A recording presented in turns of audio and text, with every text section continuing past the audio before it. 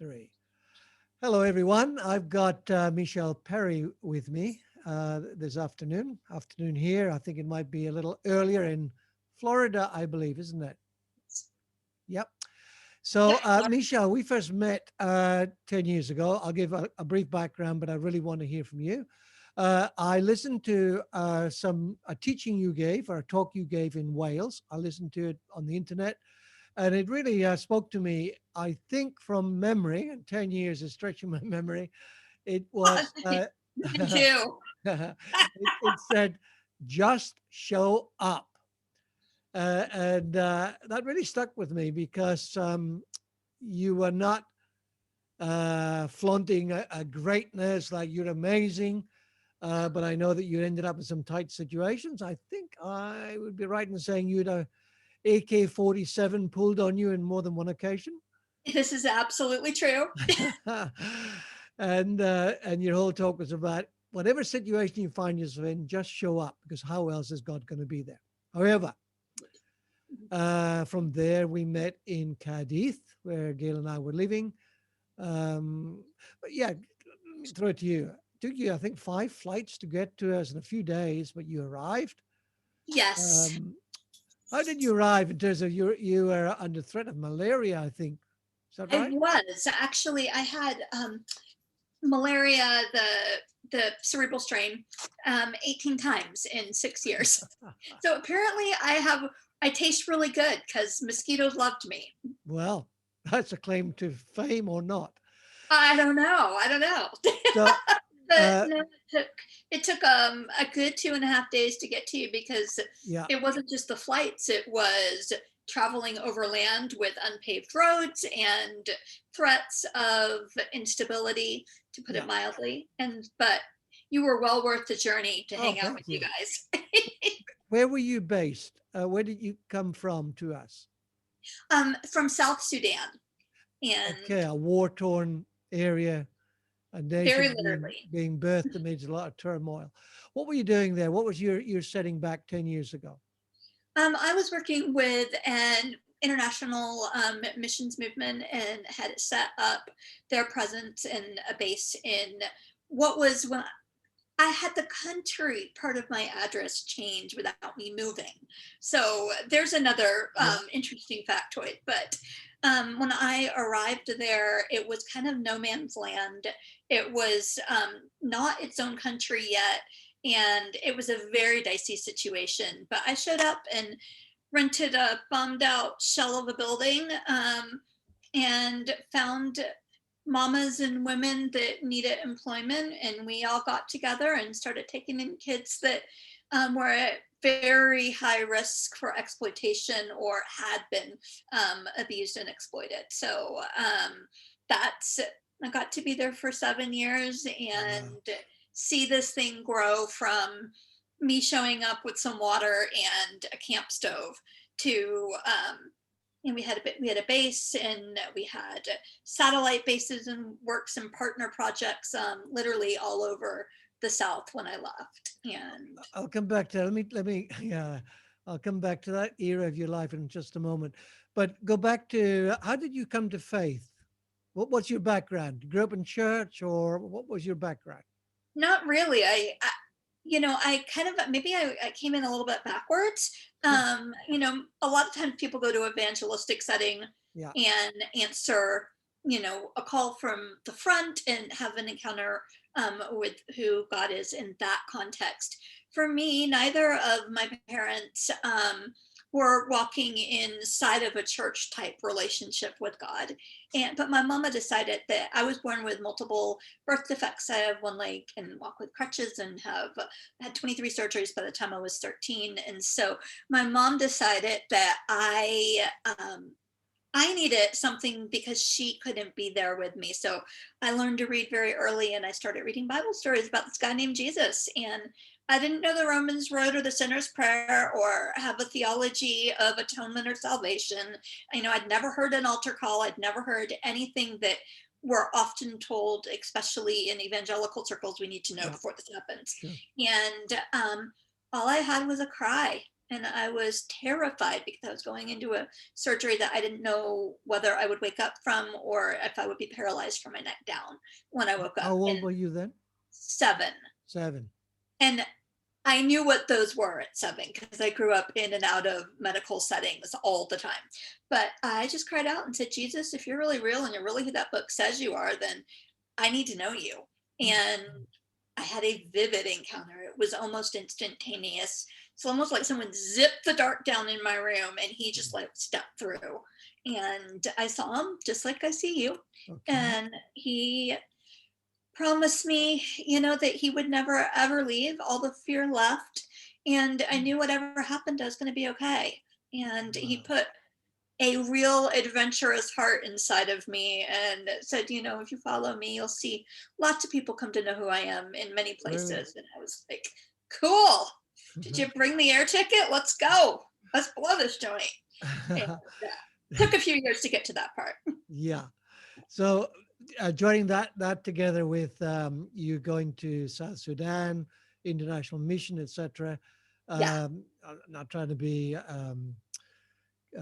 funny here in any way, but that gives you a profile, and people love people with profiles. So I pretty much sure that when we got to know you, uh, you were in some measure of demand, might be a little too strong, but people would love to have you come speak, talk about your background, talk about what you're doing in South Sudan, etc. You were getting on the conference circuit, and and that was your life, and I'm sure Mhm. many good parts to that. Now, what I want to come to is you moved back to the U.S. Very soon after we met, and you went back there because of practical reasons. So huge practical changes for yourself, related to your parents, home base, etc., etc. But to jumping fast forward, as it were, I'm also aware that that whole period of your life was not just physical, geographical changes, but also changes internal, Yes. changes how you viewed, I guess, the world, or how your faith, um, what lenses were in your faith glasses, if I use that term. The lenses were being changed. Give us a few highlights or a few Okay. pointers. Well, it's I would say that was a period that I didn't realize what level of change I was beginning to walk into when I met you guys. And the change was cataclysmic for me Mm. on every level. And it was very, very, very, very, it was initially a very dark period for the first 18 months or so. I got back to Florida and all of a sudden it was like I was went from one universe and got dropped in another universe. And it was, it was incredibly dark and difficult and hard. But um, it's kind of that darkness of a caterpillar being wrapped up in a cocoon. I imagine having your DNA meshed up and having to reinvent everything that you possibly, are and have and relate to in the way you relate to the world is a little bit cataclysmic. And, but that's the only way you get to see a butterfly emerge. Yeah. And that,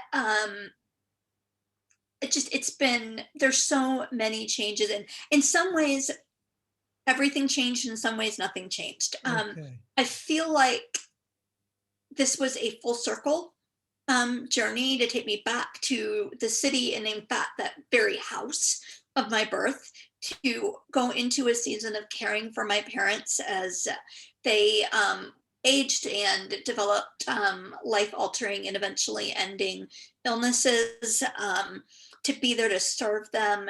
And there's I'm just really, really grateful because I didn't meet Jesus inside of the church structure. I didn't meet him initially inside of a conference. Yeah. Um, this whole journey has brought me full circle through a structure and back out of it into a centrality of relationship with him. And not that I ever lost that, it's a different context though when you're not in a structural setting where that's your job. And You might not be able to answer this. I'm intrigued. There were practical changes, mhm, geographical, moving from what you were doing to, being very much tied down to caring for parents, etc. Restrictions, practical ones. Um, what? How much were the practical leading the spiritual changes? And you might not be able to answer that because I'm well aware, you know, God is not in the spiritual and not in the practical. He's in all of life. But he's woven together in all of it. yeah, And and that was your experience, I presume. yeah, I think the practical changes put me in a context where I could actually acknowledge the concerns and the questions and the checks and the red flags that I had been feeling all along, but had Okay. pushed down because to ask those would mean I would need to very likely walk away from the Yeah. structure that I was in to do that. Okay. So I don't know that And and red flags. What would be, a I couple of saw a examples? lot of, well, let me say first, I saw a lot of very genuine, amazing people Yeah. in the conference circuit that love God with their whole Yeah. heart. Absolutely. And um, so anything I say that is maybe not as positive is not to reflect on that dynamic Yeah. at all. Yeah. Um, but I did see, I just saw a lot of people trying to be the big person on campus, people trying to like hype their way into anointing or a ministry, Yeah. people who were putting other people on pedestals and were so focused on the people on pedestals. If Jesus were walking around in the room, they very well could miss him. Yeah. And it just, yeah, there's just were foundational things where I just wanted to love God and love people. I didn't want to necessarily have to be a certain mold on a stage in order to get invited someplace. Yeah. And so it was a hard change because that was what I was used to, but it was a beautiful, necessary. I could never do what I'm doing now if I hadn't allowed God to completely remove me from the setting I was in when I met you guys. Yeah. Very quickly, what are you doing now? Well, it's taken a couple of revolutions because I was caring for parents, and that was definitely full time when I was doing that.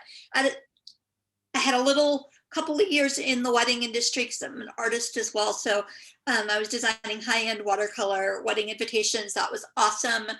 And then did some consulting, and then I was in a car wreck and like totally ripped up this wrist and actually wound up with a TBI, a brain injury. And so all of that died. So lost all of that again.